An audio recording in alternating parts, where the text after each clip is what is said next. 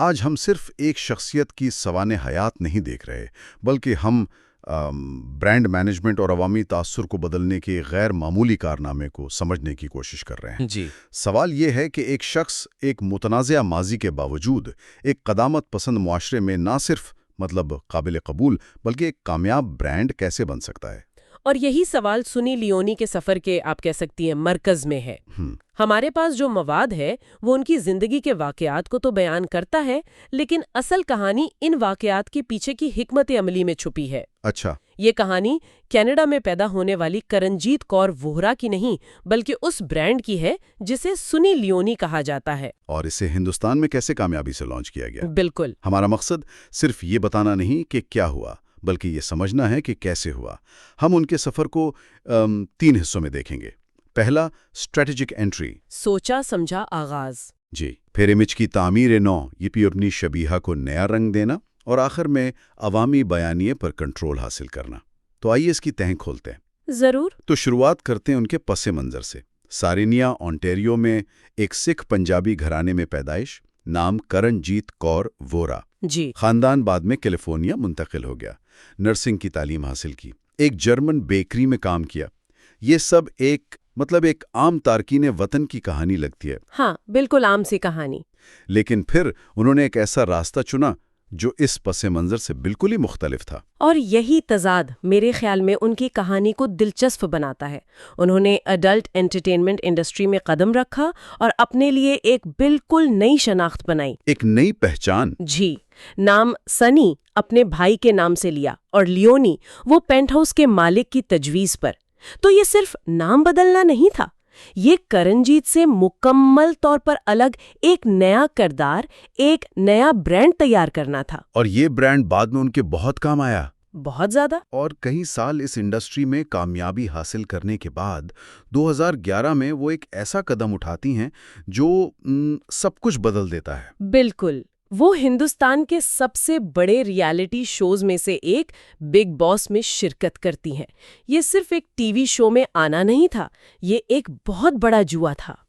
دیکھیں، اسے جوا کہنا شاید ٹھیک نہ ہو، یہ ایک بہترین بزنس کیس سٹڈی ہے۔ اچھا، کیسے؟ یہ ایک کیلکولیٹڈ رسک تھا۔ انہوں نے بہت سمجھداری سے بگ باس کو چنا۔ یہ ایک ایسا پلیٹ فارم تھا جہاں وہ 24/7 کیمروں کی نگرانی میں تھی۔ جی ہاں، ہر وقت۔ اس نے انہیں اپنے امیج کو براہ راست کنٹرول کرنے کا موقع دیا۔ وہ سنی لیونی دی سٹار کے بجائے کرنجیت دی پرسن کو دکھا سکتی تھیں، ایک ایسی خاتون جو گھر کے کام کرتی ہے، دوسروں سے بات چیت کرتی ہے، ہنستی ہے، روتی ہے۔ تو یہ ہندوستانی ناظرین کے لیے ان کے برانڈ کو ڈی سیکشولائز کرنے کا ایک ماسٹر سٹروک تھا، یعنی ان کی شخصیت سے صرف جنسیت کے پہلو کو ہٹا کر ایک مکمل انسان کے طور پر پیش کرنا۔ بالکل، یہ ایک سوچا سمجھا منصوبہ تھا۔ ہندوستانی عوام نے پہلی بار انہیں کسی اسکرپٹ کے بغیر دیکھا۔ صحیح۔ انہوں نے ایک ایسی شخصیت دیکھی جو پر اعتماد تھی، خوش مزاج تھی، اور سب سے اہم، اپنے ماضی پر شرمندہ نہیں تھی۔ اس نے انہیں ایک انسان کے طور پر پیش کیا، نہ کہ صرف ایک امیج کے طور پر۔ اور پھر اسی دوران مہیش بھٹ کا شو میں آنا اور انہیں جسم 2 کی پیشکش کرنا، یہ اس اسٹریٹجی کا کلائمیکس تھا۔ لیکن کیا یہ صرف ایک تعارف نو تھا یا اس سے بھی زیادہ کچھ؟ کیا یہ کہنا درست ہوگا کہ بگ باس نے انہیں ایک مظلوم یعنی انڈر ڈاگ کے طور پر پیش کیا؟ ہاں، یہ ایک بہت اہم نکتہ ہے۔ کیونکہ ہندوستانی ناظرین فطرتاً انڈر ڈاگ سے ہمدردی محسوس کرتے ہیں۔ بالکل۔ بگ باس کے گھر میں دوسرے مقابلہ کرنے والوں کا رویہ، باہر میڈیا کی قیاس آرائیاں، ان سب نے مل کر انہیں ایک ایسی شخصیت کے طور پر پیش کیا جو ایک مشکل ماضی سے نکل کر اپنی جگہ بنانے کی کوشش کر رہی ہے۔ اور ہندوستانی کلچر میں یہ کہانی ہمیشہ کامیاب رہتی ہے۔ ہمیشہ۔ اور مہیش بھٹ کی پیشکش نے اس بیانیے پر مہر لگا دی کہ بالی ووڈ یعنی اسٹیبلشمنٹ انہیں قبول کرنے کو تیار ہے۔ اس ایک لمحے نے انہیں ایک متنازع شخصیت سے ایک ممکنہ سٹار میں بدل دیا۔ تو بگ باس سے ان کا بالی ووڈ کا سفر شروع ہوا۔ جسم 2 تجارتی طور پر کامیاب ہوئی، لیکن بالی ووڈ میں جگہ بنانا ایک بات تھی اور عوامی ذہنوں میں عزت اور قبولیت حاصل کرنا وہ بالکل مختلف چیلنج تھا۔ جی، اور یہاں سے ان کی امیج ری بلڈنگ کی مہم کا دوسرا مرحلہ شروع ہوتا ہے۔ اور یہ مرحلہ بہت دلچسپ ہے۔ جی، جسم 2 کے بعد انہوں نے صرف ایک ہی طرح کی فلمیں نہیں کی. انہوں نے راگنی MMS2 جیسی ہارر فلم کی جو کامیاب رہیں.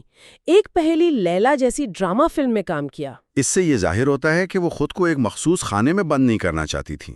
ہاں، وہ ٹائپ کاسٹ نہیں ہونا چاہتی تھیں. اور پھر شاہ رخ خان کی فلم رئیس میں لیلا گانا آیا. یہ تو جیسے انڈسٹری کی طرف سے ان کی قبولیت کا سب سے بڑا ثبوت تھا. صحیح. کہ اب وہ مین سٹریم کے سب سے بڑے ستاروں کے ساتھ سکرین شیئر کر رہی ہیں. ہاں، ایک سطح پر یہ ان کی قبولیت کا ثبوت تھا. لیکن ہمیں یہ بھی یاد رکھنا ہوگا کہ آئٹم نمبر بالی ووڈ میں ایک بہت مخصوص اور اکثر متنازع کردار ہوتا ہے. اچھا. تو ایک طرح سے انڈسٹری انہیں قبول بھی کر رہی تھی اور ساتھ ہی انہیں ایک مخصوص خانے میں بند بھی کر رہی تھی. ان پر آئٹم گرل کا ٹھپا لگایا جا رہا تھا. بالکل. اصل کامیابی تو اس خانے سے باہر نکلنا تھا. تو انہوں نے اس خانے سے باہر نکلنے کے لیے کیا کیا؟ کیونکہ صرف فلمی کرداروں سے تو یہ ممکن نہیں تھا. یہیں پر ان کی آف سکرین حکمت عملی کام آئی. ان کا فلاحی کام صرف ایک سائیڈ پروجیکٹ نہیں تھا بلکہ ان کی امیج ری بلڈنگ مہم کا ایک اہم ستون تھا. جیسے کہ پیٹا کے ساتھ کام کرنا. جی، جانوروں کے حقوق کی تنظیم پیٹا کے ساتھ جوڑنا، کینسر کے مریضوں کے لیے کام کرنا، یہ سب سوچ سمجھ کر کیے گئے فیصلے تھے.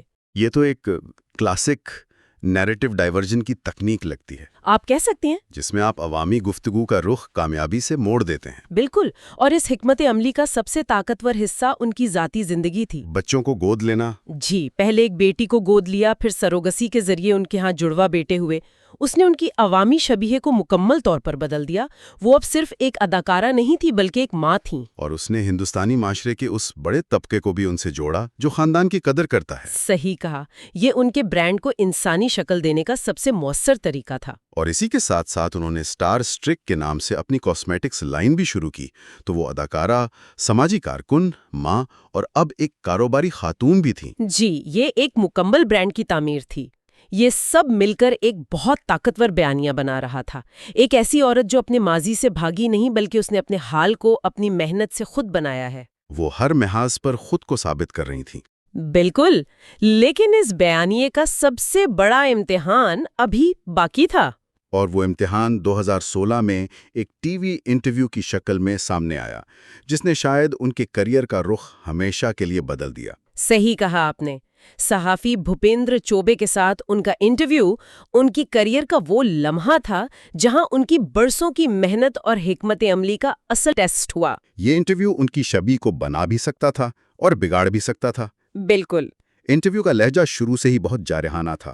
ان سے بار بار ان کے ماضی کے بارے میں تکلیف دہ سوالات پوچھے گئے، جیسے کیا آپ کو اپنے ماضی پر پچھتاوا ہے؟ جی، اور یہ کہ عامر خان آپ کے ساتھ کام کرنا چاہیں گے، لیکن کیا آپ عامر خان کے ساتھ کام کرنا چاہیں گی؟ سوالوں کا مقصد صاف تھا، انہیں غیر آرام دہ کرنا اور یہ ثابت کرنا کہ وہ اب بھی ایک آؤٹ سائیڈر ہیں. لیکن ہوا اس کے بالکل برعکس. اس پورے انٹرویو میں سنی لیونی نے جس وقار، تحمل اور ذہانت کا مظاہرہ کیا وہ غیر معمولی تھا. بہت زیادہ. انہوں نے ہر سوال کا جواب انتہائی سکون اور اعتماد سے دیا. جب ان سے پوچھا گیا کہ کیا انہیں ماضی پر پچھتاوا ہے تو انہوں نے صاف کہا نہیں. اور جب ان سے پوچھا گیا کہ کیا بڑے اداکار ان کے ساتھ کام کرنے سے ڈرتے ہیں تو انہوں نے کہا شاید. انہوں نے انٹرویو کرنے والے کو ان پر حاوی نہیں ہونے دیا. ان کے جوابات میں کوئی تلخی نہیں تھی، کوئی غصہ نہیں تھا. صرف ایک ٹھہراؤ تھا جو انٹرویو لینے والے کے جارحانہ انداز کے بالکل برعکس تھا. اور یہی چیز عوام کو بھا گئی. یہ انٹرویو ایک کیس سٹڈی ہے کہ میڈیا کے دباؤ کا سامنا کیسے کیا جاتا ہے. صحیح. اس نے دکھایا کہ وہ صرف ایک تفریحی شخصیت نہیں ہے بلکہ ایک ذہین اور مضبوط خاتون ہے جو مشکل حالات کا سامنا کرنا جانتی ہیں. انہوں نے اپنے جوابات سے یہ واضح کر دیا کہ وہ اپنے ماضی کو تسلیم کرتی ہیں لیکن وہ اسے اپنے مستقبل کی راہ میں رکاوٹ نہیں بننے دیں گی. بالکل. انہوں نے انٹرویو کرنے والے کے تعصب کو بغیر کچھ کہے بے نقاب کر دیا. اور اس کا رد عمل بھی زبردست تھا. عامر خان، انوشکا شرما اور بالی ووڈ کی کئی بڑی شخصیات نے ان کی حمایت میں ٹویٹ کیا. جی، لیکن سب سے اہم بات یہ تھی کہ عوام نے ان کے رویے کو بہت سراہا. سوشل میڈیا پر بھوپیندر چوبے کو شدید تنقید کا نشانہ بنایا گیا. اور سنی لیونی کو ایک ہیرو کے طور پر دیکھا جانے لگا. جی، اس واقعے نے میڈیا کے کردار اور خواتین سے سوال کرنے کے انداز پر ایک وسیع بحث چھیڑ دی. ان کے جوابات نے انہیں محض ایک اداکارہ سے بڑھ کر ایک ایسی شخصیت بنا دیا جس کی رائے کو سنجیدگی سے لیا جانے لگا۔ تو یہ وہ لمحہ تھا جب بہت سے لوگوں کے لیے وہ محض ایک آئٹم گرل سے ایک رول ماڈل بن گئی۔ میرے خیال میں ہاں، انہوں نے ثابت کر دیا کہ آپ کسی کو اس کے ماضی کے بنیاد پر ہمیشہ کے لیے قید نہیں کر سکتے۔ اس انٹرویو نے ان کے برانڈ کو ناقابل تسخیر بنا دیا۔ تو اس سب کا کیا مطلب ہے؟ ہم نے کرنجیت کور ووہرا کا سفر دیکھا، جو سنی لیونی بنی اور پھر بالی ووڈ میں اپنی ایک الگ پہچان بنائی۔ یہ کہانی صرف انڈسٹری بدلنے کی نہیں ہے۔ نہیں، یہ عوامی تاثرات، میڈیا کے دباؤ اور ذاتی عزم کی ایک ماسٹر کلاس ہے۔ بالکل، یہ سفر مستقل خود کو نئے سرے سے ایجاد کرنے کا ہے۔ انہوں نے ایک ایسی صنعت چھوڑی جہاں وہ سر فہرست تھیں اور ایک ایسی صنعت میں داخل ہوئیں جہاں انہیں بالکل نیچے سے شروع کرنا پڑا۔ یہ بر اعظموں، صنعتوں اور ثقافتوں کے درمیان اپنی شناخت کو مکمل طور پر تبدیل کرنے کی ایک غیر معمولی مثال ہے۔ صحیح۔ انہوں نے نہ صرف خود کو ایک اداکارہ کے طور پر منوایا، بلکہ ایک کاروباری خاتون، ایک سماجی کارکن اور ایک ماں کے طور پر بھی اپنی شناخت بنائی۔ انہوں نے دکھایا کہ اگر حکمت عملی اور ثابت قدمی ہو تو آپ کسی بھی بیانیے کو بدل سکتے ہیں۔ اور یہ اس بات کی بھی عکاسی کرتا ہے کہ وقت کے ساتھ معاشرے کا رویہ بھی بدلتا ہے۔ یہ بہت اہم نکتہ ہے۔ جو چیز 10 سال پہلے ناقابل قبول سمجھی جاتی تھی، آج اسے کم از کم نظر انداز کیا جا رہا ہے، اگر مکمل طور پر قبول نہیں بھی کیا جا رہا۔ تو ان کا سفر اس بدلتی ہوئی سماجی حقیقت کا ایک زندہ ثبوت ہے۔ جی، انہوں نے دروازہ خود نہیں کھولا، لیکن جب دروازہ تھوڑا سا کھولا تو انہوں نے اسے دھکا دے کر پورا کھول دیا۔ آخر میں ہم سننے والوں کے لیے ایک سوال چھوڑ کر جا رہے ہیں۔ کسی شخص کی عوامی زندگی میں اپنی شناخت کو نئے سرے سے متعین کرنے کے لیے در حقیقت کس چیز کی ضرورت ہوتی ہے؟ کیا یہ صرف ذاتی محنت اور عزم ہے، یا اس میں معاشرے کی بدلتی ہوئی اقدار اور صحیح وقت پر صحیح موقع ملنے کا بھی کردار ہوتا ہے؟ سنی لیونی کی کامیابی میں ان کی اپنی حکمت عملی کا کتنا حصہ تھا اور کتنا قسمت کا؟